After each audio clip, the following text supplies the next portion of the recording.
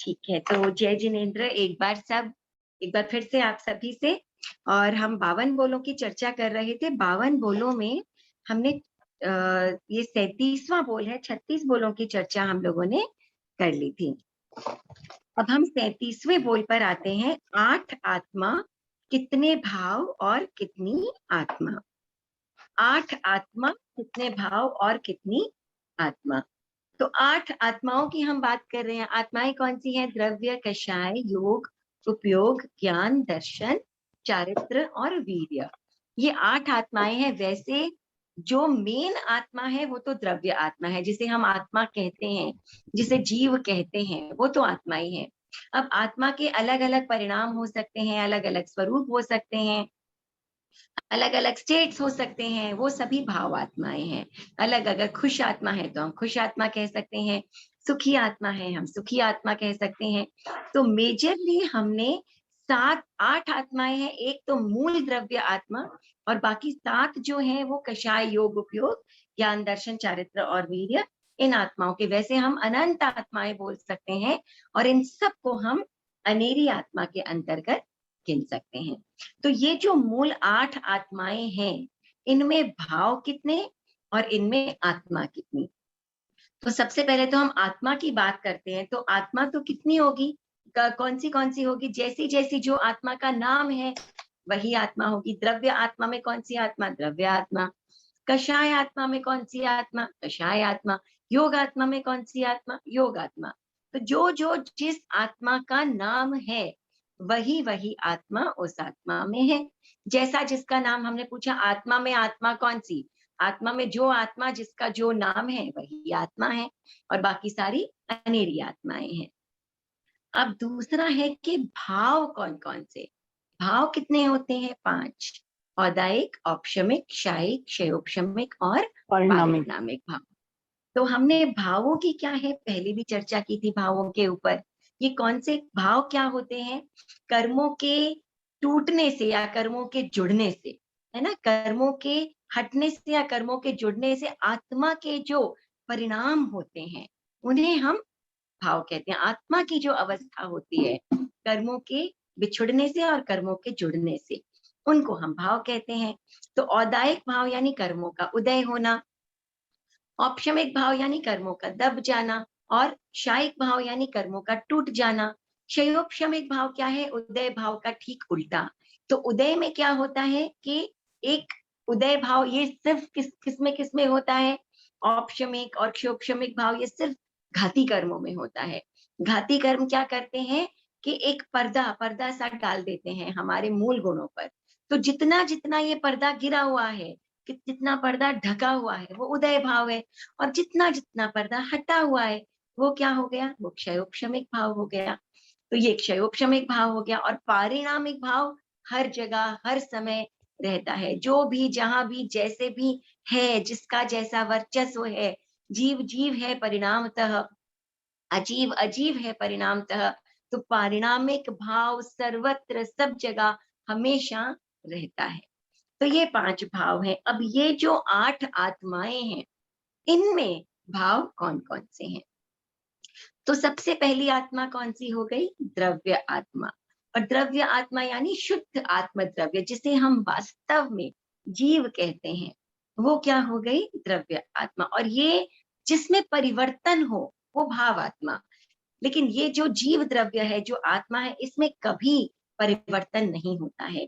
ये जीव द्रव्य ही रहता है, और ये अपरिवर्तनशील है। तो परिवर्तन नहीं है, अपरिवर्तनशील है, इसीलिए इसमें सिर्फ और सिर्फ एक ही भाव है, और वो है पारिणामिक। क्योंकि उदय, उपशम, क्षय, क्षयोपशम ये तो आत्मा की बदलने वाली जो है परिस्थितियां हैं, है ना।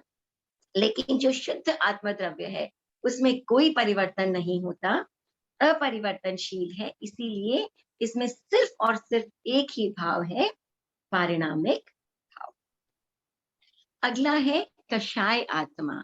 अब कषाय आत्मा, कषाय कैसे होगा? जब भी हमने कहा कोई भी चीज गलत हो रही है, तो वो मोहनीय कर्म का उदय है। तो कषाय, कषाय क्या है? क्रोध, मान, माया, लोभ, राग, द्वेष, कलह, जितने भी ये कषाय और नो कषाय हैं, ये सब क्या है? कषाय के अंतर्गत आते हैं। और ये क्यों होते हैं? मोहनीय कर्म का जब उदय होता है उसके कारण कषाय होते हैं। इसीलिए कषाय आत्मा में कौन से भाव हो गए? उदय भाव, मोहनीय कर्म के उदय के कारण, और पारिणामिक भाव तो सभी जगह होता है, इसीलिए औदायिक और पारिणामिक। फिर हम योग आत्मा को एक बार बाद में समझेंगे। उपयोग आत्मा, ज्ञान आत्मा और वीर्य आत्मा, इन तीन आत्माओं को हम समझें कि ज्ञान आत्मा क्या है? जब ज्ञानावरणीय कर्म का क्षय होता है या क्षयोपशम होता है तब ज्ञान होता है। इसीलिए भाव कौन से हो गए क्षायिक और क्षयोपशमिक भाव, और पारिणामिक भाव तो सब जगह रहता ही है। उपयोग आत्मा क्या है? उपयोग आत्मा के अंतर्गत आते हैं ज्ञान, अज्ञान, दर्शन। तो जब ज्ञानावरणीय दर्शनावरणीय कर्म का क्षय होता है या क्षयोपशम होता है तब जो है वो ज्ञान दर्शन की उपलब्धि होती है, उपयोग आत्मा होती है। इसीलिए यहाँ भी भाव कौन से हो गए? क्षायिक, क्षयोपशमिक और पारिणामिक। और वीर्य आत्मा, जब अंतराय कर्म का क्षय होता है या क्षयोपशम होता है तब क्या होता है? वीर्य की उपलब्धि होती है। और पारिणामिक भाव तो सर्वत्र ही है, सहचर है, इसीलिए सभी जगह होता है। तो ये जो तीन है इनके अंदर क्या हो गया? ज्ञान आत्मा में ज्ञानावरणीय कर्म का क्षायिक क्षयोपशमिक भाव है, इसीलिए क्या हो गया? क्षायिक क्षयोपशमिक और पारिणामिक। उपयोग आत्मा में ज्ञानावरणीय दर्शनावरणीय का क्षायिक और क्षयोपशमिक भाव है, इसीलिए क्षायिक क्षयोपशमिक और पारिणामिक। और वीर्य आत्मा में अंतराय कर्म का क्षायिक और क्षयोपशमिक भाव है, इसीलिए क्षायिक क्षयोपशमिक और पारिणामिक भाव। अब क्या होता है कि 12वें गुण स्थान तक, 12वें गुण स्थान तक जीवों ने जो है वो इन चार घाती कर्मों का ज्ञानावरणीय, दर्शनावरणीय, मोहनीय और अंतराय, इनका कंप्लीट क्षय नहीं किया है। इसीलिए ये जो ज्ञानावरणीय, दर्शनावरणीय और अंतराय है इनका क्षयोपशमिक भाव रहता है और पारिणामिक भाव रहता है 12वें गुण स्थान तक। 12वें गुण स्थान में मोहनीय कर्म जब खत्म हो जाता है तो 13वें गुण स्थान के प्रथम समय में क्या होता है? ज्ञानावरणीय, दर्शनावरणीय और अंतराय, इन तीन घाती कर्मों का क्षय हो जाता है। हमेशा हमेशा के लिए इनका वर्चस्व आत्मा से समाप्त हो जाता है। तो इनका उस समय क्या हो जाता है? क्षायिक और पारिणामिक भाव। तो 12वें गुण स्थान तक जितना जितना पर्दा ढटा रहता है वो क्षयोपशमिक भाव, कम ढका हो सकता है, अधिक ढका हो सकता है, इसीलिए कम खुला और अधिक खुला हो सकता है, इसीलिए कम और अधिक क्षयोपशमिक भाव हो सकता है। लेकिन 13वें गुण स्थान के प्रारंभ में क्या होता है? ये तीनों कर्म टूट जाते हैं, खत्म हो जाते हैं, इसीलिए क्षायिक और पारिणामिक भाव आ जाते हैं। तो ज्ञान आत्मा, उपयोग आत्मा और वीर्य आत्मा, इन तीनों में क्या है कि क्षायिक, क्षयोपशमिक और पारिणामिक। 12वें गुण स्थान तक क्षयोपशमिक, पारिणामिक। और रेखा कोई वेट कर रहे हैं शायद ग्रुप में आने के लिए, आप एक बार चेक करिएगा। मेरे ना फोन पे ना वो आ नहीं रहा है। अच्छा ठीक है, मैं ले लेती हूँ। All right. तो यहाँ क्या हो गया? क्षयोपशमिक, क्षायिक और पारिणामिक भाव। ठीक है ना? ये समझ में आ गया। अब हम आ जाते हैं योग आत्मा की तरफ। तो योग आत्मा के क्या है? दो प्रकार हैं, शुभ योग आत्मा और अशुभ योग आत्मा। शुभ योग भी हो सकता है, अशुभ योग भी हो सकता है। जहां भी अशुभ होगा वहां क्या होगा? मोहनीय कर्म का उदय। और जहां शुभ योग होगा वहां क्या होगा? नाम कर्म का उदय। अंतराय कर्म जब उसका क्षय होता है या क्षयोपशम होता है तब क्या होता है? शुभ योग होते हैं। होते कैसे हैं शुभ योग? जब अंतराय कर्म टूटते हैं, जब अंतराय कर्म का क्षयोपशम होता है तब शुभ योगों का उदय होता है। जब नाम कर्म का उदय होता है तब शुभ योगों का उदय होता है। और मोहनीय कर्म जब होता है तो अशुभ योगों का उदय होता है। और मोहनीय कर्म जब उपशमित हो जाता है, क्षय हो जाता है या क्षयोपशमित हो जाता है तब शुभ योगों का उदय होता है। तो जहां भी मोहनीय कर्म का उदय वहां पर अशुभ, और जहां मोहनीय कर्म दबता है या क्षयोपशमित हो जाता है या क्षय हो जाता है उसका, वहां पर शुभ योग। और शुभ योग कैसे होते हैं? जब नाम कर्म का उदय होता है। शुभ योग कैसे होते हैं? जब अंतराय हटती है, तब शुभ योग होते हैं। तो योग आत्मा के 2 प्रकार। रेखा एक बार म्यूट कर दीजिए, किसी की आवाज आ रही है। तो जो शुभ योग हैं, वो क्या है? योग जो है वो 2 प्रकार के, शुभ योग और अशुभ योग। और शुभ योग कब होते हैं? जब नाम कर्म का उदय, अंतराय कर्म का क्षय और क्षयोपशम और मोहनीय कर्म का उपशम, क्षय और क्षयोपशम होता है, तब शुभ योगों का उदय होता है। इसीलिए भाव कौन से हो गए? औदायिक और पारिणामिक। और अशुभ योगों में क्या है? मोहनीय कर्म का उदय। जब भी अशुभ होगा तो मोहनीय कर्म का डेफिनेटली उसमें इंटरफियरेंस होता ही होता है, और पारिणामिक भाव सब जगह होता ही होता है। इसीलिए योग में भी क्या हो गया? औदायिक, औपशमिक, क्षायिक, क्षोपशमिक, पारिणामिक सारे भाव आ गए। शुभ योगों की अपेक्षा से औदायिक, औपशमिक, क्षायिक, क्षोपशमिक, पारिणामिक पांचों भाव, और अशुभ योगों की अपेक्षा से सिर्फ औदायिक और पारिणामिक। 1 मिनट में म्यूट कर। संस्कृति मैं नहीं कर पा रही हूँ, फोन पे अच्छा, ना मेरे ऑप्शन नहीं आ रहा है। ठीक है, मैं करती हूँ। हाँ।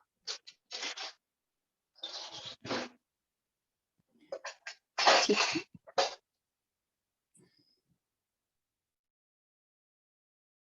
ऑलराइट, ठीक है ना। तो हमने क्या कहा कि योग आत्मा जो है वो 2 प्रकार की, शुभ और अशुभ।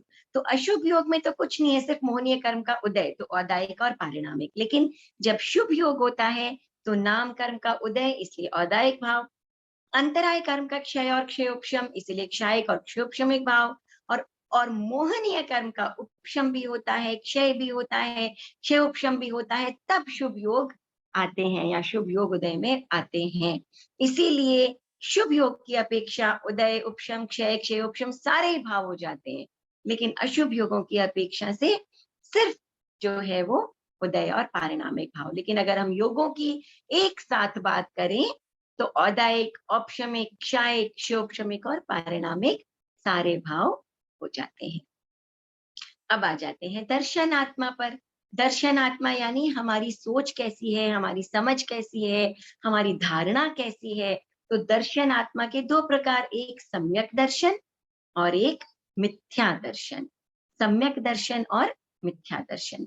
अब जो मिथ्या दर्शन आत्मा है, जीव कोई भी मिथ्या दर्शनी कब होता है? जब उसके जो है वो मोहनीय कर्म का उदय होता है। कोई भी चीज गलत यानी मोहनीय कर्म का उदय। और सम्यक दर्शनी जीव कब होता है? जब मोहनीय कर्म का उपशम होता है, क्षय होता है, क्षयोपशम होता है, तब मोहनीय कर्म, तब उस समय क्या हो जाता है? जीव सम्यक दर्शनी हो जाता है। इसीलिए दर्शन आत्मा में मिथ्या दर्शन की अपेक्षा मोहनीय कर्म का उदय, तो औदायिक भाव, और सम्यक दर्शन की अपेक्षा औपशमिक, क्षायिक, क्षयोपशमिक भाव। जब किसी मोहनीय कर्म का उपशम होता है, क्षय होता है या क्षयोपशम होता है, तब सम्यक्त्व की प्राप्ति होती है। तो इसीलिए दर्शन आत्मा में भी क्या हो गया? औदायिक, औपशमिक, क्षायिक, क्षयोपशमिक सारे भाव हो गए मिथ्या दर्शन और सम्यक दर्शन की अपेक्षा से, और पारिणामिक भाव सब जगह होता है। इसीलिए योग और दर्शन इन दोनों में पांचों के पांचों भाव होते हैं। ठीक है, क्योंकि योग आत्मा में शुभ और अशुभ योग दोनों होते हैं, और दर्शन आत्मा में मिथ्या दर्शन और सम्यक दर्शन दोनों आ जाते हैं। अब बची एक चारित्र आत्मा। अब चारित्र आत्मा क्या है? चारित्र क्या है? चारित्र तो जहां भी अच्छा होगा वहां क्या होगा? मोहनीय कर्म का उपशम, क्षय और क्षयोपशम। तो चारित्र की उपलब्धि कैसे होती है? चारित्र आत्मा की उपलब्धि कैसे होती है? जब मोहनीय कर्म का क्षय होता है, जब मोहनीय कर्म का उपशम होता है, क्षयोपशम होता है, तब जीव चारित्र आत्मा बनता है या चारित्र आत्मा की उपलब्धि होती है। तो यहाँ क्या हो गया? पारिणामिक भाव सब जगह रहता ही है, इसीलिए यहाँ पर क्या हो गया? यहाँ पर हो गया हमारा भाव औपशमिक, क्षायिक, क्षोपशमिक और पारिणामिक। ठीक है, तो ये हो गया हमारा 37वां बोल। 8 आत्मा में आत्मा कितनी और भाव कितने? ठीक है, तो द्रव्य, कषाय, योग, उपयोग, ज्ञान, दर्शन, चारित्र, वीर्य। द्रव्य आत्मा जो मूल आत्म द्रव्य है, ये तो सिर्फ पारिणामिक भाव हो गया। कषाय आत्मा में कुछ अच्छा नहीं है तो मोहनीय कर्म का उदय, औदायिक और पारिणामिक भाव हो गया। और ज्ञान, उपयोग और वीर्य आत्मा, इसमें क्या हो जाता है हमारा? ज्ञान, उपयोग और वीर्य आत्मा में, ज्ञान, उपयोग और वीर्य आत्मा में क्या हुआ हमारे? क्षायिक और क्षोभ्रमिक भाव हो गया। ठीक है ना? तो ज्ञानावर्णीय का, दर्शनावर्णीय का और अंतराय का पारिणामिक भाव सब जगह होता है। योग और दर्शन आत्मा में क्या हो गया? शुभ योग, अशुभ योग, सम्यक दर्शन और मिथ्या दर्शन। तो जो मिथ्या दर्शन और अशुभ योग है उनकी अपेक्षा से मोहनीय कर्म का उदय, तो औदायिक भाव हो गया। और बाकी मिथ्या सम्यक दर्शन में और शुभ योग में जो है वो क्षायिक, क्षोभ्रमिक और औक्षमिक भाव आ गया। इसीलिए भाव पांचों। और जो चरित्र आत्मा है उसमें क्या आ जाता है हमारा? चारित्र आत्मा यानी मोहनीय कर्म का उपशम, क्षय और क्षयोपशम। इसीलिए औपशमिक, क्षय, क्षयोपशमिक और पारिणामिक भाव, उदय भाव चरित्र आत्मा में नहीं होता है। ठीक है, तो ये हो गया हमारा 37वां बोल। 8 आत्मा में भाव कितने और 8 आत्मा में आत्मा कितनी। आगे जो 38वां बोल है वो भी 8 आत्माओं के ऊपर ही है कि 6 द्रव्य में कौन से और 9 तत्व में कौन से। एक बार 38वां बोल भी कंप्लीट कर लेते हैं, उसके बाद प्रश्न रेखा पूछ सकती है आप लोगों की तरफ से भी, और उन्हें भी कुछ पूछना है तो। अब यही जो 8 आत्माएं हैं, द्रव्य, कषाय, योग, उपयोग, ज्ञान, दर्शन, चारित्र और वीर्य, इन 8 आत्माओं में जो 8 आत्माएं हैं, ये 6 द्रव्यों में कौन सी है, 9 तत्वों में 8 आत्माएं क्या क्या हैं, और मूल गुण, उत्तर गुण कितनी कितनी है। तो पहले हम समझें 6 द्रव्य क्या है। 6 द्रव्य है धर्मास्तिकाय, अधर्मास्तिकाय, आकाशास्तिकाय, काल, पुद्गलास्तिकाय और जीवास्तिकाय। 8 आत्मा है, ये बाकी सारे द्रव्य अजीव हैं, सिर्फ एक जीवास्तिकाय जीव द्रव्य है।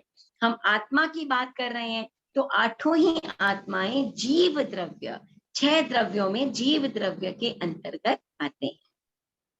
अब 9 तत्व क्या है? 9 तत्व है जीव, अजीव, पुण्य, पाप, आश्रव, संवर, निर्जरा, बंध और मोक्ष।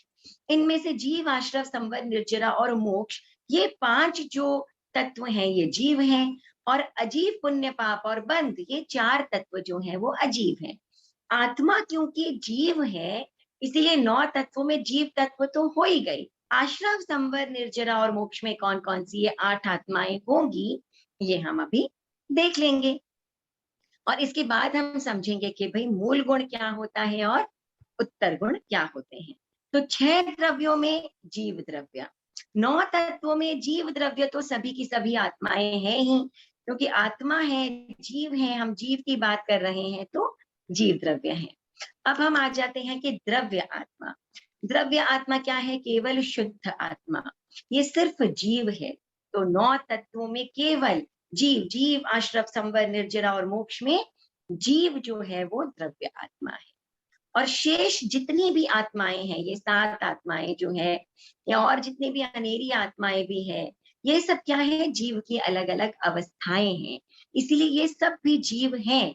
मगर द्रव्य आत्मा तो सिर्फ जीव है, अवस्थाएं कोई भी नहीं उसकी। अब आ जाते हैं हम कषाय आत्मा। कषाय आत्मा क्या है? मोहनीय कर्म का उदय। तो मोहनीय कर्म का उदय होने के कारण क्या हो गई? आश्रव। आश्रव क्या है? कर्मों को खींचने का रास्ता, वो मार्ग जिससे के कर्म आकर के आत्मा से चिपकते हैं। तो जब मोहनीय कषाय क्या है? जब मोहनीय कर्म का उदय, मोहनीय कर्म का उदय के कारण आश्रव, आश्रव यानी कर्म आकर आत्मा से चिपक जाते हैं। इसीलिए आश्रव और जीव, ये हो गए 9 तत्वों में कषाय आत्मा के क्या, कौन से होते हैं 9 तत्वों में? कौन से? जीव और आश्रव। अब योग आत्मा के 2 भेद, अशुभ योग और शुभ योग। अशुभ योग से क्या होता है? कर्मों का बंधन होता है। कर्मों का बंधन, कर्मों के आने का रास्ता क्या है? आश्रव। इसलिए अशुभ योग हो गए जीव और आश्रव। और जो शुभ योग है उनसे क्या होती है? निर्जरा। और निर्जरा के साथ ऑटोमेटिकली पुण्य का बंध होता है, वन विथ वन फ्री। जब भी निर्जरा होगी तो अनचाहे ही, बिना चाहे ही निर्जरा के साथ पुण्य का बंध हो जाता है। तो निर्जरा है, और क्योंकि पुण्य का बंध भी होता है इसीलिए आश्रव भी है।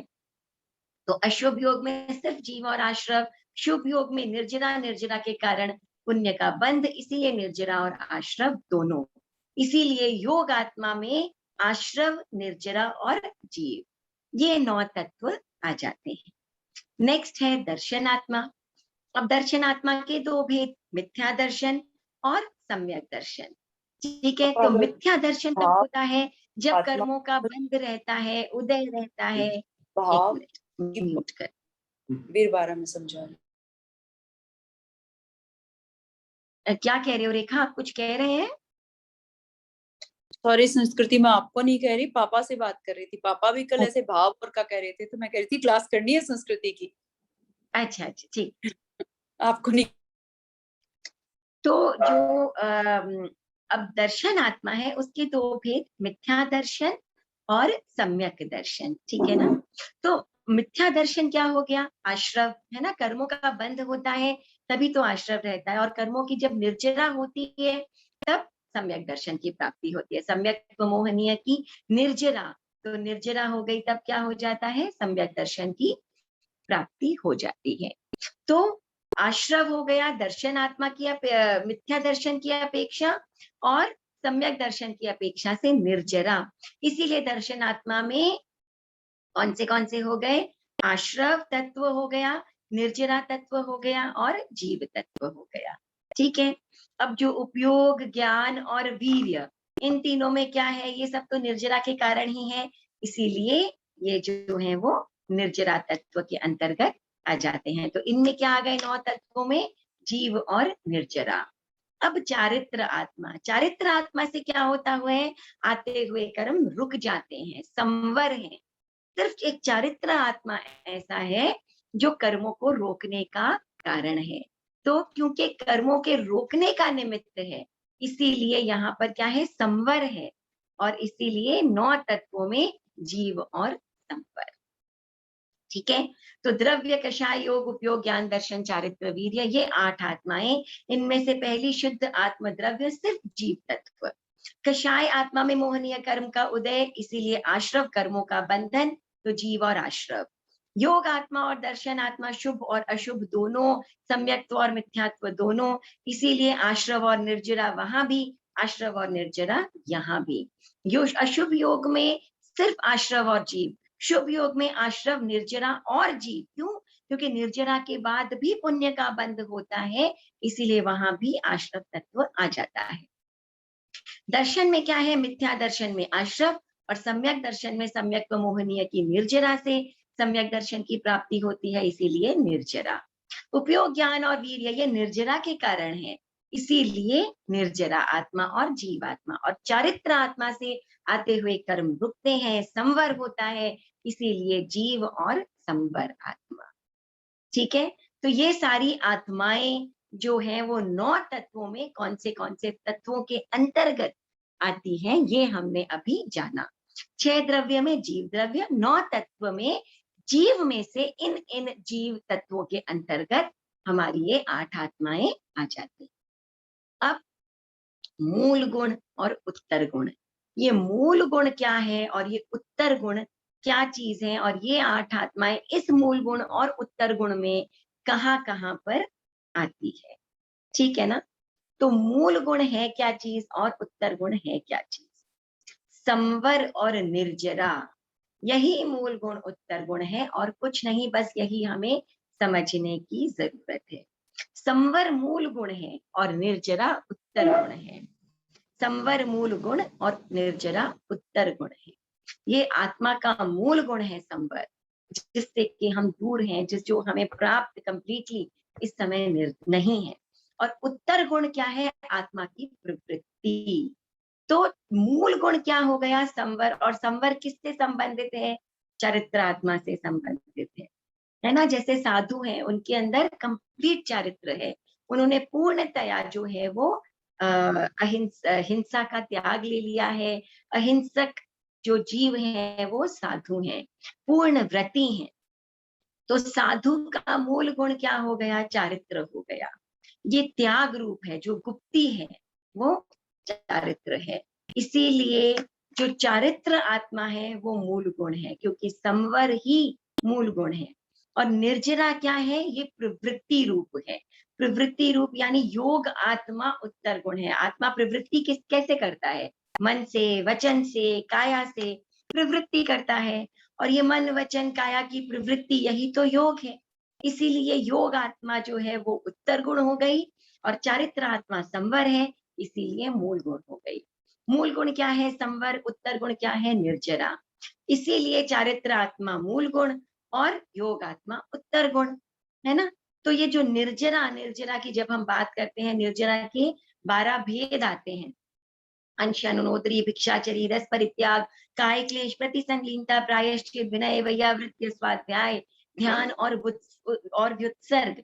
ये 12 की 12 निर्जराएं जो हैं, ये सब उत्तर गुण के अंतर्गत आ जाती है। क्योंकि निर्जरा क्या है? ये क्या है? शुभ प्रवृत्ति है। और ये सब आत्मा के उत्तर गुण के अंतर्गत, गुणों की बात कर रहे हैं हम, अवगुणों की। अवगुण एक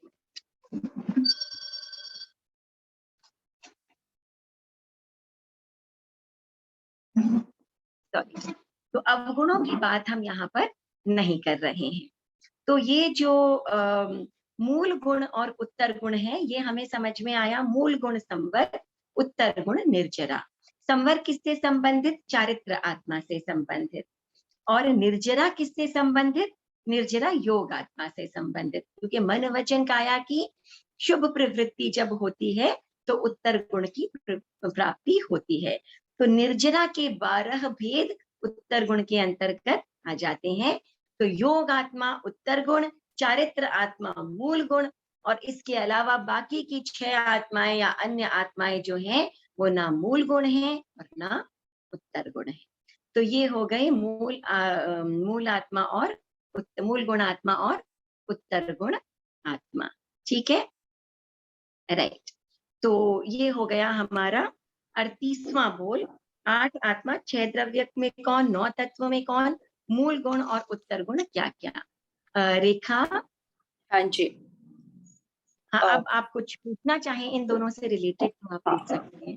संस्कृति, मुझे ये जानना, चारित्र आत्मा में भी तो उदय भाव होना चाहिए ना, क्योंकि उनके भी तो उदय में आते हैं चीजें, पर इसमें क्यों लिखा हुआ है कि उदय भाव नहीं है चारित्र आत्मा में? यहाँ हम चारित्र की बात कर रहे हैं। चारित्र आत्माएं जो होती हैं उनके उदय में कर्म आ सकते हैं, वो एक अलग बात है।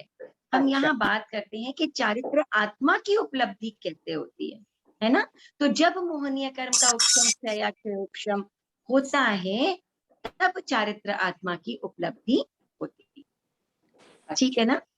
और एक चीज और पूछना था, राइट? हम एक चीज और इससे थोड़ा सा अलग है, वो मैं कल परसों सोच रही थी। हाँ, जैसे हम बोलते हैं कि एक मिनट रेखा, एक मिनट रेखा। हाँ हाँ हाँ,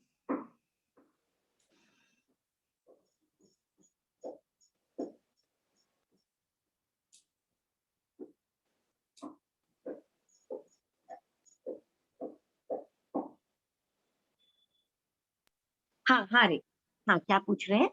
मैं ये बोल रही थी कि जैसे हम बोलते हैं ज्ञान अनंत है, ज्ञान अनंत है, फिर हाँ हम कैसे बोलते हैं कि वो भगवान सर्वज्ञ हो गए, उन्हें सारा ज्ञान प्राप्त हो गया? हाँ, क्योंकि जितना भी ज्ञान है वो सब कुछ उनके पास है। पास्ट का, फ्यूचर का, सर्व द्रव्य, क्षेत्र, काल, भाव का जो ज्ञान है और जो दर्शन है, वो भगवान को वो सारी जानकारी और वो सब कुछ दिखता है, वो सब कुछ जानते हैं, तो फिर है ज्ञान ना? अनंत तो कैसे ये जो हुआ? आत्मा है, इस आत्मा का मूल का गुण है अनंत ज्ञान, अनंत दर्शन, अनंत शक्ति संपन्नता, अनंत शांति। लेकिन क्योंकि हमारे जो है वो पर्दे गिरे हुए हैं, आच्छादित है, इसीलिए हम उनका अनुभव नहीं कर पाते हैं। और जैसे ये हट जाता है, वैसे ही वो अनंत ज्ञान, अनंत दर्शन, वो सब जो है वो उन्हें उपलब्ध हो जाता है। ठीक है ना? हाँ ठीक है, ठीक है, राइट। ठीक है। और कोई क्वेश्चन इससे रिलेटेड? किसी ने हाथ उठाया हुआ था? हाँ, मैं हाँ जी, जय जिनेन्द्र हाँ, संस्कृति जय जी। जिनेन्द्र खिलाड़ जी, हाँ जी। हम आते हैं बारंबार। बारंबार आपसे भी मेरा क्षमा जो करिए। क्वेश्चन था अभी हाँ जी, हाँ, ये आपने योग दर्शन आत्मा में बताया था, निर्जरा के साथ पुण्य का भी बंध होता है, तो निर्जरा भी होगी और पुण्य वापस अपने को मिलेगा, तो संसार तो बढ़ता है फिर उससे। सी इसको देखिए थोड़ा क्या सा होता है ना, बताएंगे मेरे को पाप खुलासा। को पाप को जो हैंडल करना है ना, वो है मुश्किल काम। पुण्य को हैंडल करना बहुत मुश्किल काम नहीं है, ठीक है ना।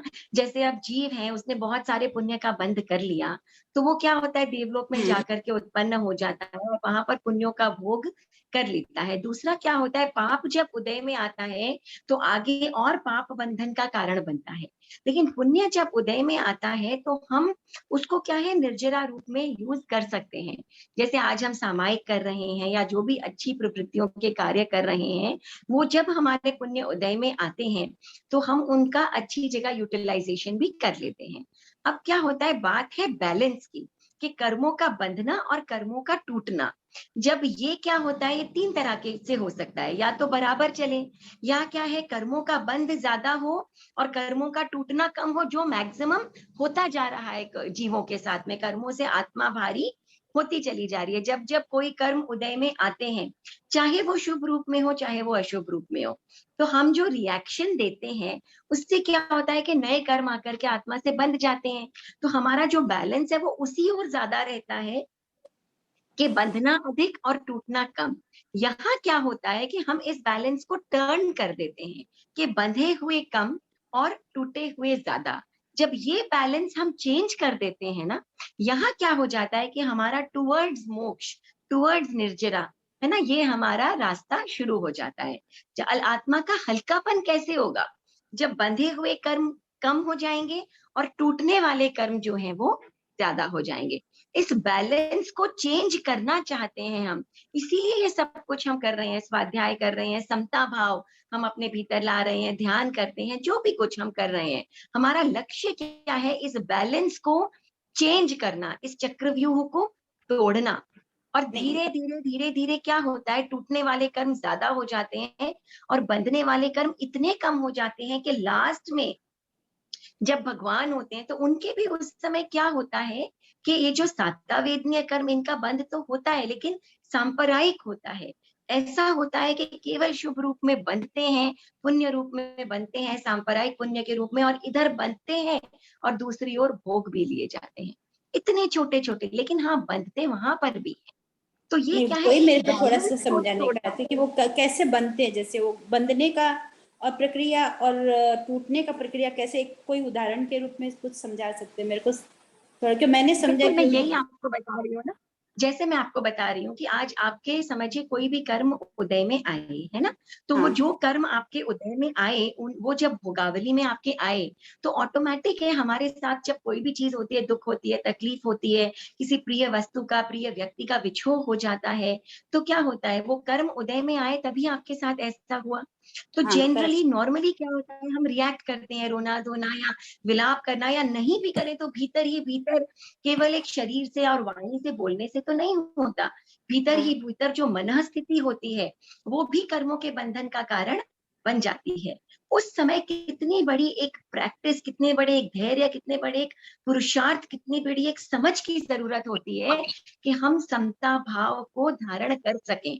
अगर उस समय हमने समता भाव को धारण किया तो जो हमारे बंधे हुए कर्म उदय में आए थे वो तो हमारे टूट गए, लेकिन जो उनके कारण नए कर्म उदय में आने वाले हैं, सॉरी बंध में होने वाले हैं, नए कर्म बंधने वाले हैं, उनको हमने रोक दिया। तो यहाँ क्या हुआ कि बैलेंस हमारा टूट गया, एक और टूटे, दूसरे और जब कर्म टूटते हैं तो बंधने का रास्ता खोल के चले जाते हैं, लेकिन हमने उस बंधने के रास्ते को रोक दिया, हमने बंधने नहीं दिए उनको समता भाव के कारण। तो हमेशा क्या होता आया है, सुख रूप और दुख रूप में कर्म बंधते हैं और दूसरी ओर हम नए कर्मों का बंध उनके रिएक्शन के रूप में जब वो उदय में आते हैं तो हम बांध लेते हैं, और इसीलिए ये चक्रव्यूह जो है वो चलता चला जाता है। लेकिन अगर कर्म उदय में आए और हमने, हमारा ये जो स्वाध्याय ध्यान जितना भी कुछ हम करते हैं, इसकी प्रैक्टिस यही होनी चाहिए कि परिस्थिति आने पर हम समता का धारण कर सकें। अगर हम ऐसा कर सके तो हम इस बैलेंस को तोड़ देंगे। नए नहीं, कर्मों का संस्कृति जी, उपार्जन अपने हम जैसे नहीं करेंगे। अपने स्वाध्याय करते हैं, उससे अपने को निर्जरा हुई, हाँ निर्जरा हुई, तो अब जैसे आपने हम लोग को समझा रहे हैं या कुछ है, तो इसका आपको पुण्य भी बंध रहा है इसके अंदर। जी तो वो जी। पुण्य कैसे खपाते हो, तो उसमें जैसे तो यही क्या बात अपने है को ना कि मोक्ष जैसे जाने अब के लिए तो हाँ, जैसे अब लीव है इसको भी तो खपाना पड़ेगा, क्या खपाना पड़ेगा? पुण्य भी खपाना पड़ता है ना अपने को, पुण्य भी तो अगर बिल्कुल, मोक्ष पुण्य का। और पाप दोनों ही तो बेड़ियां हैं। दोनों ही, एक मान लीजिए हाँ लोहे की बेड़ी है, एक सोने की बेड़ी है, मगर है तो हाँ दोनों हाँ बेड़ी ही। मगर कहते हैं कि हाँ मगर ये जो पुण्य है ना, इनको हैंडल करना हाँ। फिर भी आसान है। पाप को हैंडल करना मुश्किल है, क्योंकि पाप आगे क्या है, और बंधन का कारण बन जाता है। और पुण्य क्या है कि आगे अगर हम सही रास्ता चुने तो ये हमारे आगे निर्जरा का कारण बन जाता है, और बैलेंस को तोड़ने का कारण बन जाता है, इस बैलेंस को टर्न करने का कारण बन जाता है। आप देखिए ना, आपका बैलेंस खत्म हो गया कि एक और आ रहा है कर्म उदय में, और फिर हम नए बांध लेते हैं। इधर कर्म जो जो खप खप गए या जो खत्म हो गए वो तो हो ही गए, लेकिन जो नए कर्म बंध रहे हैं उनकी क्वांटिटी कम हो गई। तो यहाँ क्या हुआ कि आपकी आत्मा हल्की होने लग गई ना। हाँ, अगर नहीं, मेरे भाव को कम ये अभी तक ये समझ में नहीं आया था, तो मैंने सुना कि जैसे तीर्थंकर है तो उनकी निर्जरा कैसे, उनको भी अपने पुण्य तो खपाने ही पड़ते हैं जो हाँ, तो पुण्य तो उनके कितने कितने उदय में आए हैं, तभी तो वो हाँ तीर्थंकर है। उनके पाप भी उदय में है, पुण्य भी उदय में है, सब बांधे हुए पुराने तो उदय में आ ही रहे हैं। असाता वेदनीय भी उदय में आ रहे हैं, साता वेदनीय भी उदय में आ रहे हैं, निर्जरा भी वो कर रहे हैं। मगर उनमें इतना समत्व भाव है कि वो जो पुण्य का बंध उनके हो रहा है, वो प्रगाढ़ रूप में नहीं हो रहा है। उसे हम अच्छा, कहते हैं सांप्रदायिक पुण्य। एक ओर बनता है और दूसरी ओर भोग लिया जाता है। ओके ऐसे ओके, समझ लंबा में आया। बहुत बड़ा उनके इकट्ठा नहीं हो रहा है। ठीक है अच्छा, ना? समझ में इसीलिए आया, हाँ। समता भाव का इतना महत्व है, इसीलिए समता भाव का इतना महत्व है। समभाव में रखना, सुख दुख बिल्कुल पुण्य पाप सब में सम। बिल्कुल करेक्ट। बिल्कुल। बेसिकली हम थैंक यू सर। जितनी सम बेसिकली यही है ना संस्कृति, अगर हम धर्म को बहुत समझे या नहीं समझे, अगर भावना में समता रखें तो हम आगे हम्म, बढ़ सकते हैं जिंदगी में। बिल्कुल ठीक बात है रेखा, लेकिन एक बात जरूर है कि भावना में समता रहेगी भी तब जब धारणा सही होगी। हाँ, जब और धारणा सही होगी, धारणा विशुद्ध होगी, तभी तो हम समता भाव रख पाएंगे, नहीं तो कैसे रखेंगे हम, और ये है ना? धारणा विशुद्ध होने के लिए धर्म को जानना जरूरी है। धर्म को जानना मतलब क्या, आप एक एक डिटेल में बेशक मत मानिए, जानिए कि अब एक चक्रवर्ती सम्राट है, वो मरकर कहाँ कहाँ जा सकता है, ये आप नहीं भी जानेंगे तो कोई बहुत बड़ी बात नहीं है। लेकिन क्या सत्य है और क्या सत्य नहीं है, इसको जानना, और सिर्फ जानना नहीं, उसे समझना। आज देखिए, हम सब जानते हैं कि हिंसा गलत है, हम जानते हैं झूठ गलत है, लेकिन हम कितना उसे जीवन में अपनाते हैं। तो एक है जान लेना और सही बात को जान लेना, वो तो ज्ञान हो गया, लेकिन उपयोग तब है जब वो हमारे जीवन का हिस्सा बने। वहां हमारा दर्शन ही काम आएगा ना। अगर दर्शन नहीं है, धारणा विशुद्ध नहीं है, तो जान करके भी क्या फायदा होगा, वो हमारे जीवन का हिस्सा ही नहीं बन पाएगा। और हिस्सा नहीं बन पाएगा तो निर्जरा का स्रोत खुलेगा कैसे?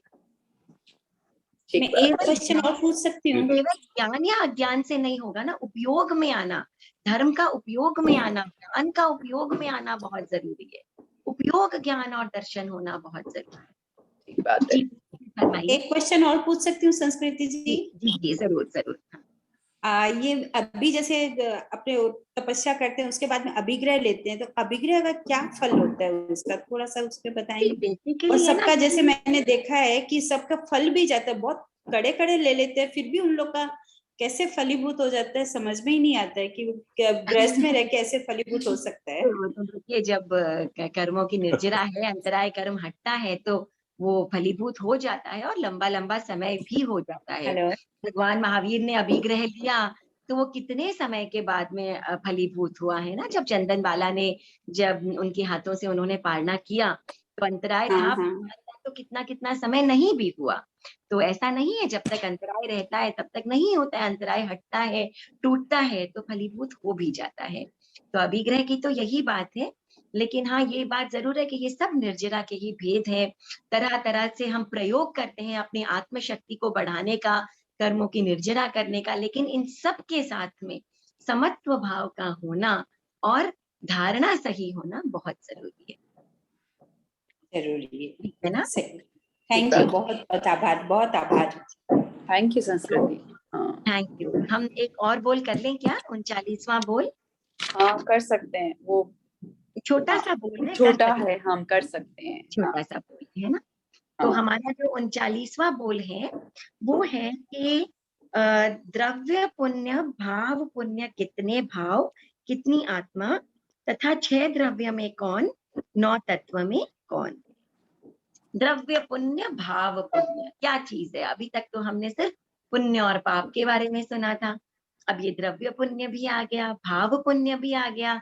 है क्या चीज ये द्रव्य पुण्य, है क्या चीज ये भाव पुण्य, और ये 6 द्रव्यों में और 9 तत्वों में किसके किसके अंतर्गत आता है? ठीक है। जब क्या होता है, कोई भी कर्म, पुण्य का मतलब है शुभ रूप में जो कर्म फल देते हैं वो पुण्य कहलाते हैं। अब ये जो शुभ रूप में जो कर्म है वो काफी समय तक आत्मा के साथ बंधे रहते हैं, और जब इनका समय पूर्ण हो जाता है तब ये उदय में आ जाते हैं।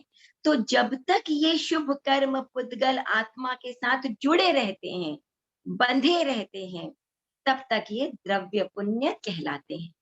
और जब इनका समय पूर्ण हो जाता है तब ये शुभ कर्म पुद्गल उदय में आ जाते हैं, और उदय में आकर फल देते हैं, और इन फलों को हम भोगते हैं, तब ये क्या कहलाते हैं? ये भाव पुण्य कहलाते हैं।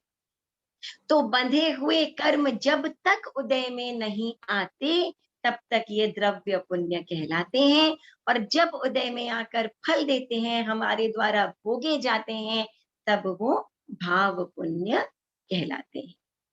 तो अब पुण्य कर्म क्या है? पुण्य है क्या? कर्म है। ये पाप क्या है? कर्म है। और कर्म क्या है? पौद्गालिक है, जीव नहीं है, आत्मा का गुण नहीं है। इसीलिए इनमें भाव भी सिर्फ और सिर्फ पारिणामिक हो सकते हैं, क्योंकि औदायिक, औपशमिक, क्षायिक, क्षोपशमिक, ये बाकी 4 भाव किसके गुण हैं? आत्मा के गुण हैं। केवल एक पारिणामिक भाव ही ऐसा है जो हर जगह है। जीव, अजीव, जीव हो या अजीव हो, सब पारिणामिक भाव हर जगह है। हर चीज अपने अपने हिसाब से, अपने अपने परिणाम से जैसी है वैसी, उसका वर्चस्व वैसा ही है। इसीलिए केवल एक पारिणामिक भाव जो है वो इस द्रव्य पुण्य में या जो द्रव्य पुण्य में होगा, क्योंकि द्रव्य पुण्य क्या है? शुभ कर्मों की बंध अवस्था, और बंध क्या है? सिर्फ कर्मों का होता है। अब भाव पुण्य क्या है? भाव पुण्य आत्मा भोगती है जब उस, तब वो भाव पुण्य हो गया।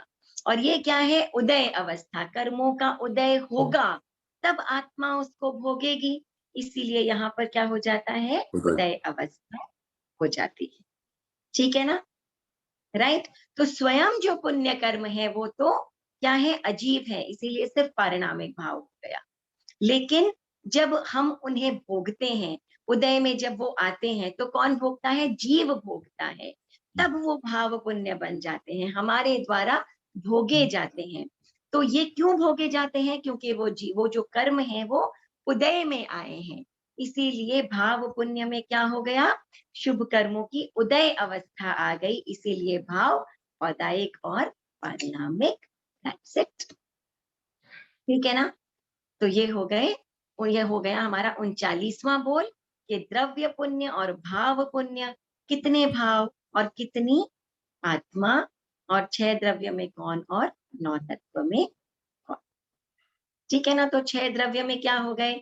पुण्य और पाप क्या होते हैं? अजीब तत्व होते हैं, इसीलिए ये अजीब हो गए। और भाव पुण्य क्या हो गए? हमारे द्वारा भोगे जाते हैं। बस इतना ही है। अब हम आश्रव और संवर के जो भेद हैं वो नेक्स्ट टाइम कर लेंगे, और रिकॉर्डिंग स्टॉप कर देती हूँ।